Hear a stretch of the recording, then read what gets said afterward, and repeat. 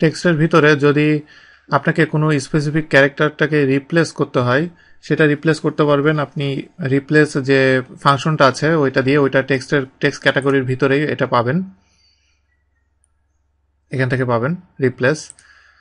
তো এটা আমি করতে গেলে দেখেন যে আমি এটা করতে গেলে কি করছি, প্রথমে আমি রিপ্লেস যেই ফাংশনটা সেটা আমি নিলাম, নেওয়ার পরে আমাকে প্রথমে ওল্ড টেক্সট যেটা সেটা সিলেক্ট করতে হবে। ওল্ড টেক্সট সিলেক্ট করার পরে স্টার্ট আমাকে কত নম্বর থেকে আমি এটা ক্যারেক্টারটা রিপ্লেস করব, সেটা হলো আমি যেহেতু 5th প্লেস উপরে লিখেছি আমি 5 দিব, 5 নম্বর প্লেসটাকে আমি রিপ্লেস করব।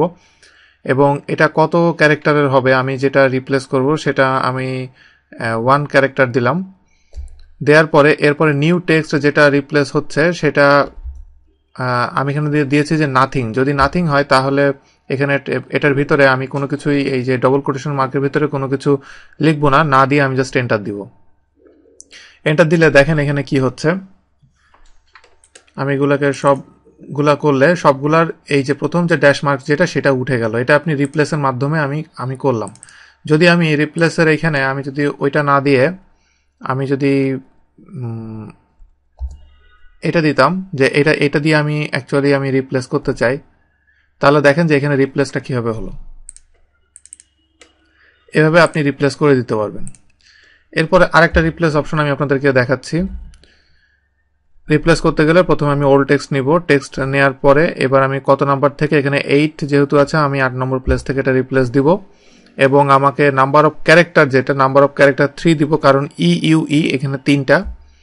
এরপরে নিউ যে ক্যারেক্টার সেগুলো আমাকে ডিফাইন করতে হবে, ইউই দিয়ে আমি রিপ্লেস দিলাম। দেখেন যে এটা রিপ্লেস হয়ে গেল, আগে কি ছিল এখন কি হলো।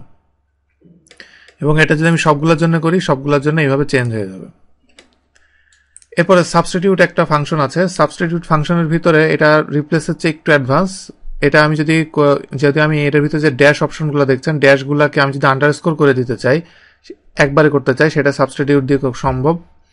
যেমন সাবস্টিটিউট নেওয়ার পরে প্রথমে আমি টেক্সটটা সিলেক্ট করব, সিলেক্ট করার পরে ইকুয়াল, এরপর আমি ওল্ড টেক্সট বলতে আমি কোনটাকে সাবস্টিটিউট করতে চাই সেই টেক্সটটা আমি এখানে সিলেক্ট করব। আমি ড্যাশটা সিলেক্ট করলাম, এর ভিতরে যতগুলো ড্যাশ আছে সবগুলোকে আমি সাবস্টিটিউট করব। এবং নিউ কোন টেক্সটটা দিয়ে করব সেটা হলো এই আন্ডারস্কোর দিয়ে আমি করব, সেটা সিলেক্ট করলাম। সেটা সিলেক্ট করার পরে এবার আমি এন্টার দিব। এন্টার দেওয়ার পরে দেখেন যে সবগুলো এখান থেকে সাবস্টিটিউট হয়ে গেল। এখন আপনি যদি চান যে সবগুলো না দিয়ে সবগুলো শুধু লাস্টেরটা আপনি করতে চান, সেটা করতে গেলে এখানে দেখেন যে আরেকটা অপশন আছে ইনস্ট্যান্স। এটা হলো আপনি কত নাম্বারটা করতে চান, এটা আমি একটু আগে দেই নাই, এখন দিব। এটা হলো 2টা করে আছে সবগুলোর ভিতরে, আমি যদি 2 দিই তাহলে সেকেন্ডটা হবে। আমি যদি এন্টার দিই এখানে দেখেন যে এখানে সেকেন্ডটা এখানে সাবস্টিটিউট হয়ে গেছে। এখান থেকে আমি ড্রপ ডাউনে গেলে শুধু নিচের শুধু একটা দেখতে পাচ্ছেন, শুধু এক সাইডের গুলা এখান থেকে সাবস্টিটিউট গুলা হয়ে যাচ্ছে।